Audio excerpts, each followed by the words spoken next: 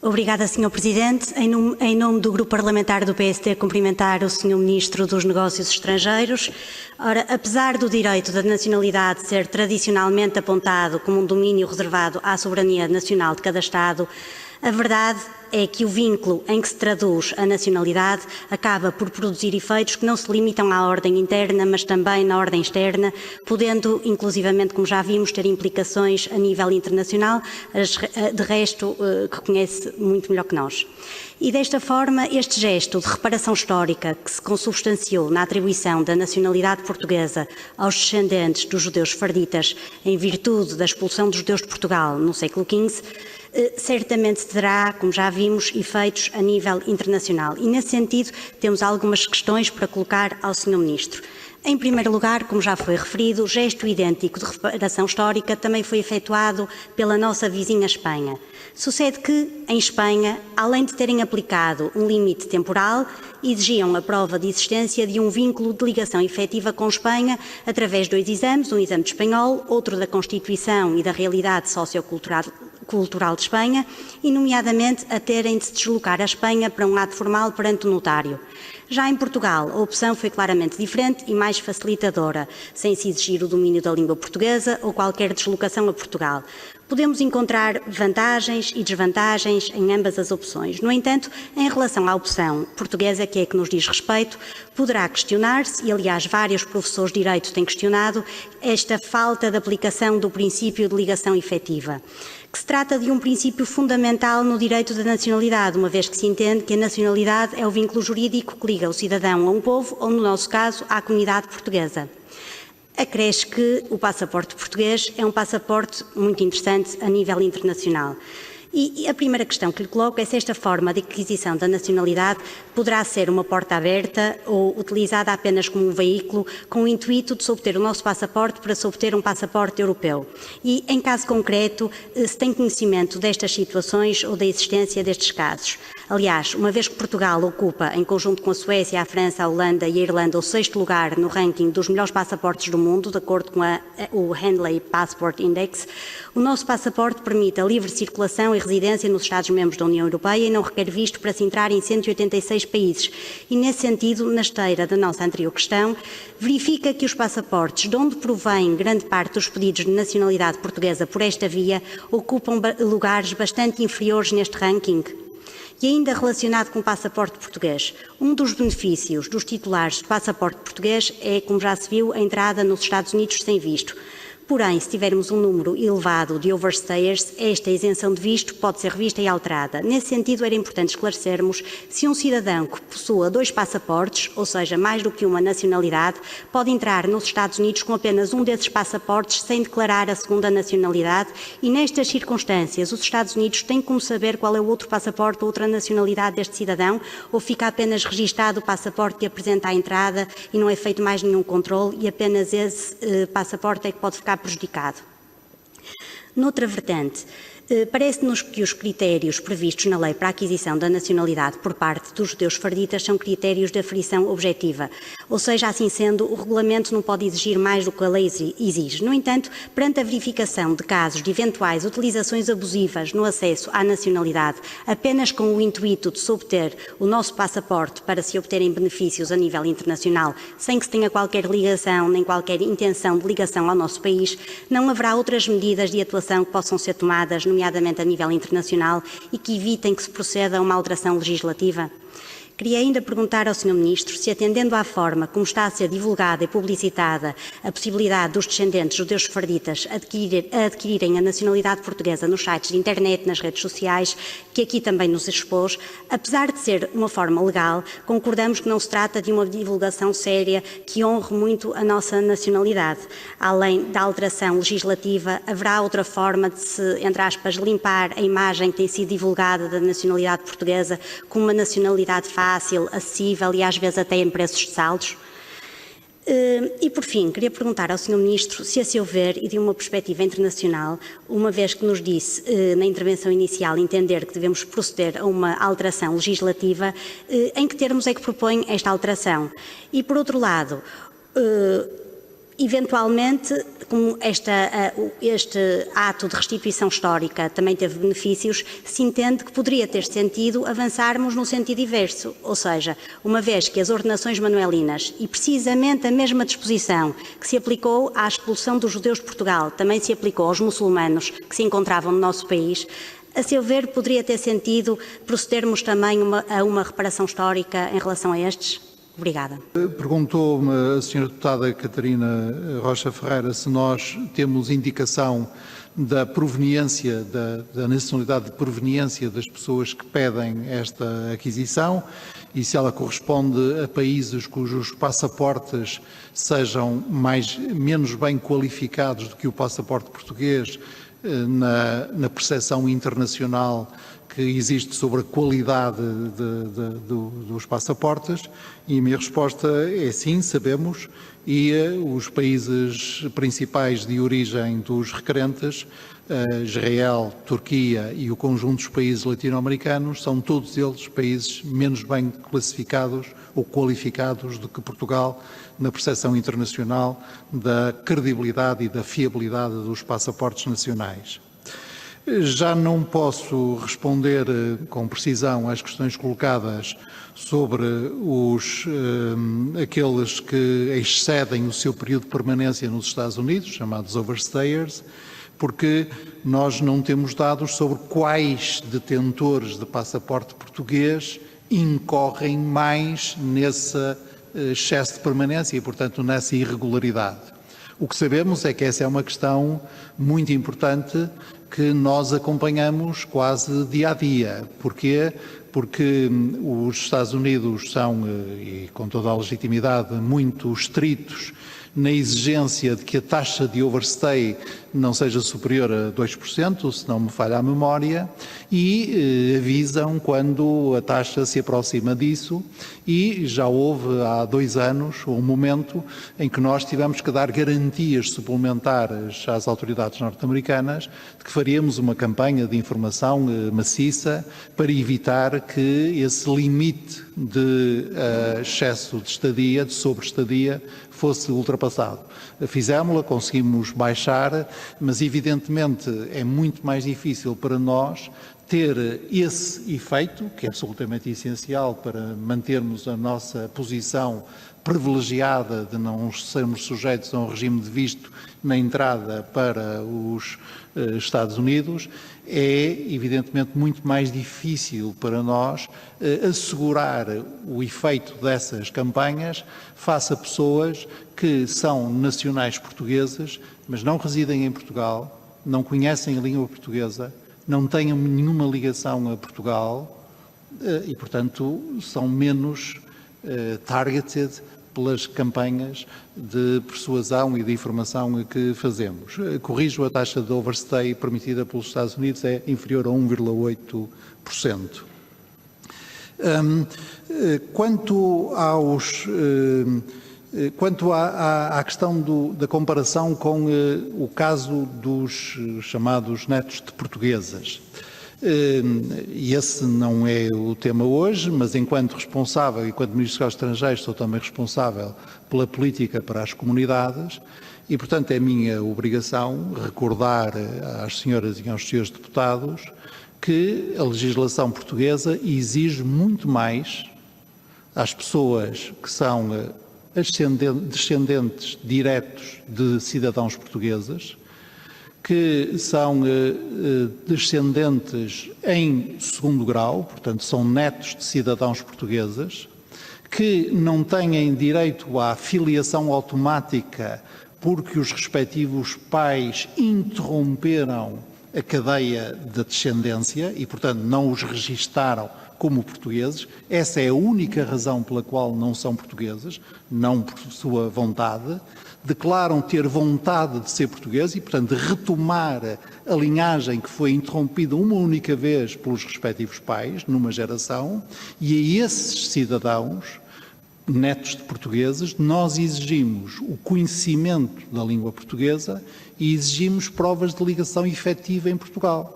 a Portugal, que podem ser a residência em Portugal, pode ser a residência em comunidades portuguesas, junto de comunidades portuguesas no estrangeiro, a participação nas atividades associativas, cívicas, culturais dessas comunidades, etc. E, portanto, a minha obrigação também, como Ministro dos Negócios Estrangeiros e, portanto, responsável pela política para as comunidades, e já agora como deputado eleito pelo Círculo de Fora da Europa, é recordar às senhoras e aos senhores deputados, que as senhoras e os senhores deputados sabem melhor do que eu, que aquilo que nós exigimos a descendentes de judeus sefarditas é muito menos do que aquilo que nós exigimos a netos de portugueses, que perderam a sua nacionalidade por efeito de decisões ou de omissões de decisão dos respectivos pais, que não registaram os seus filhos como portugueses quando eles nasceram, porque se tivessem registado, a filiação estava automaticamente garantida. Eu não estou a dizer que isto é mau, o que isto é bom, estou a dizer é que a comparação se deve fazer assim. Não se trata de provocar nenhum retrocesso na lei. A Sra. Deputada Inês Sousa Real já não está cá, mas eu expliquei na minha intervenção inicial que nada me movia aqui em termos dos problemas burocráticos ou de sobrecarga sobre os serviços que o alargamento da nacionalidade portuguesa provoca. Isso é um problema meu e dos meus serviços, não é um problema dos legisladores.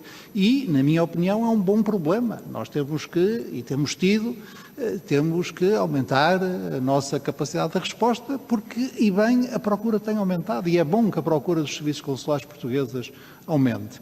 O meu problema, a minha perspectiva, é apenas enquanto responsável pela política externa de Portugal. E o que eu digo aqui é que o que pode motivar um retrocesso é nós não corrigirmos a tempo na lei o que na lei permite, o que a lei permite, o que na lei permite que haja esse comércio da nacionalidade portuguesa de que o Sr. Deputado António Filipe falava, sem que, em comparação com a lei, seja cometida uma única fraude. Evidentemente que há, eu não sou jurista, portanto, tomem isto em sentido aproximativo, como um mero sociólogo. Evidentemente que há um abuso da utilização da generosidade da lei, e isso julgo que em si mesmo é uma infração. Mas não há uma violação expressa de nenhum preceito da lei. Não há nenhuma capacidade do Estado proceder a um escrutínio. Porquê? Porque na lei o Estado delega na prática, bem ou mal não é a mim que compete ajuizar, mas delega na prática a certificação da veracidade dos documentos apresentados e a certificação da qualidade de descendente de judeu sefardita às comunidades israelitas portuguesas. Fez bem, não discuto, mas o que digo apenas é que não basta, não se pode pedir ao Governo que, em sede dos seus poderes administrativos e dos seus poderes de sindicância, intervenha para corrigir fraudes, se os senhores deputados entendem que existem fraudes, pareceu-me que todos entendiam que podiam existir fraudes, ou, noutros termos, utilizações imorais, abusivas, mercantilistas da lei, o Estado, o Governo, na sua ação administrativa, não basta para essas correções, porque as entidades que organizam essa cadeia de comercialização da nacionalidade portuguesa não infringem em nenhum momento nenhum preceito da atual lei ou do atual decreto regulamentar. E, evidentemente, mais uma vez, não sou jurista, mas os senhores deputados sabem melhor do que eu que a regulamentação não pode ir além do que a lei permita. Portanto, não faria sentido que agora o Governo fizesse um decreto regulamentar para o mesmo texto da lei, apertando as disposições.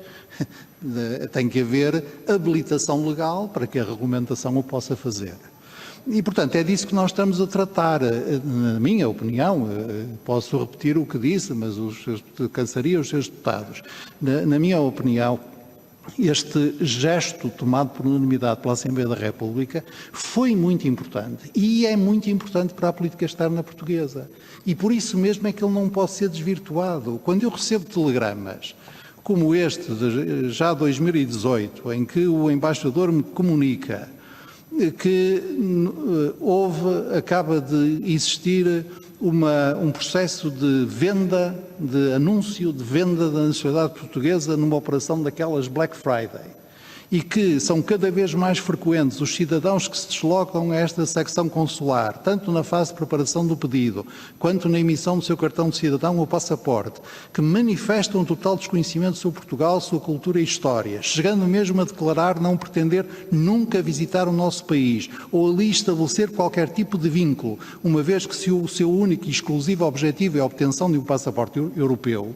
Quando eu recebo telegramas destes, e recebo vários, e não recebo apenas de Israel, recebo de vários países, e recebo crescentemente hoje de países latino-americanos, evidentemente que é minha obrigação comunicar à Assembleia da República, porque esta é uma competência exclusiva da Assembleia da República, estes factos. E é isso que eu estou a fazer.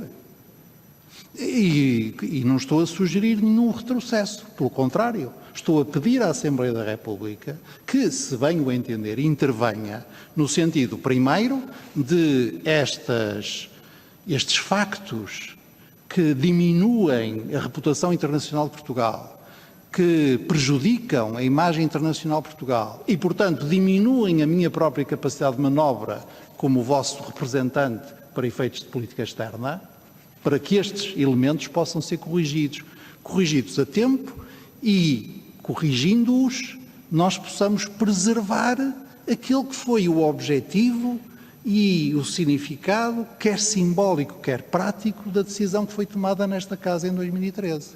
É isso, portanto, eu julgo que retrocesso é aquilo que, da minha janela, eu assisto com a mercantilização e, portanto, permitam-me o termo, existe na língua portuguesa, com o risco de prostituição de algo que nós todos devemos valorizar mais que qualquer outra coisa, que é a nossa nação, a nossa condição de nacionais. E a condição de nacionais de portugueses, por sermos filhos de portugueses, por termos nascido em Portugal, por residirmos em Portugal, por termos prestado serviços à pátria portuguesa, ou por queremos ser naturalizados portugueses, porque nos casamos com portugueses, porque fomos adotados por portugueses, ou porque queremos ter aqui algum vínculo. Ora, milhares e milhares de pessoas tinham, antes de 2013, esta vontade, se a tivessem, prejudicada pelo facto de Dom Manuel I, em 1492, ter acompanhado a decisão dos reis de Espanha e ter expulsado várias comunidades residentes em Portugal, as muçulmanas e a judaica. E, portanto, viram essa sua vontade prejudicada pelo facto histórico da expulsão dos judeus de Portugal. E a Assembleia da República, em 2013, como as Cortes Espanholas, um pouco antes, repararam esse facto. E isso é uma coisa que nos deve encher de orgulho. Há uma discussão, na qual eu não posso meter, porque, mais uma vez, não sou jurista nem legisladora, sobre se os gestos de reparação, por serem de reparação, podem ser permanentes. Enquanto Ministro dos Estrangeiros, a minha obrigação é alertar a Assembleia da República para o risco de pensar que as reparações devem ser permanentes. Porque os efeitos, até do ponto de vista da composição demográfica e eleitoral da nação portuguesa, são incontroláveis. Não quer dizer que sejam muitos ou que sejam poucos, não sou profeta, mas que são incontroláveis por nós são. Aliás, também tenho que informar a Assembleia da República que, pouco antes das últimas eleições legislativas, já em jornais internacionais havia notícias sobre o número de cidadãos que não eram identificados como cidadãos portugueses, mas sim cidadãos do respectivo país, mas por via desta lei podiam ter também a nacionalidade portuguesa, habilitados para exercer o voto em Portugal. E os partidos políticos estão representados nesta Assembleia da República, certamente acompanham com muita atenção estas formas de, digamos, recompor o universo eleitoral e o universo da representação nacional. Mas, insisto, a minha obrigação é dar esta informação e é o que eu estou a fazer aqui. Agora, parece-me que as alterações a fazer, porque a Sra. Deputada Catarina Rocha Ferreira perguntou também, então, perguntou-me primeiro se pode evitar a alteração legislativa. A minha resposta é que não, porque, insisto, aquilo que eu chamei imoral, mas posso não usar essas categorias, aquilo que eu posso dizer, factos que reduzem, que diminuem, que prejudicam a reputação internacional de Portugal e, portanto, reduzem o papel de Portugal no mundo, esses factos não são ilegais à luz das atuais disposições da lei e das atuais disposições do decreto regulamentar. E, portanto, uma alteração legislativa é indispensável. Que alteração? Depende muito do rácio que se usar, depende muito do racional que se usar. Se conceber esta lei, sobretudo, como um ato de reparação histórica, então eu diria que o ato de reparação histórica é isso, é um ato e não uma estrutura permanente e não um dispositivo permanente. Esse foi, aliás, o racional usado pelo Estado espanhol quando aprovou a sua lei. Mas essa é uma racionalidade possível. Há outra racionalidade igualmente legítima, que é a vontade de ser português, prejudicada por um ato histórico, agora corrigido e reparado, e esse sim em permanência, pela Assembleia da República Portuguesa. E então eu diria que essa ligação efetiva que eu quero ter a Portugal consuma-se através da sua prova e, como eu não tenho por mim os direitos de ascendência, tenho que invocar esse direito que a Assembleia da República me deu em 2013, o direito de reparar agora essa ruptura da linhagem que resultou da expulsão dos judeus em 1492.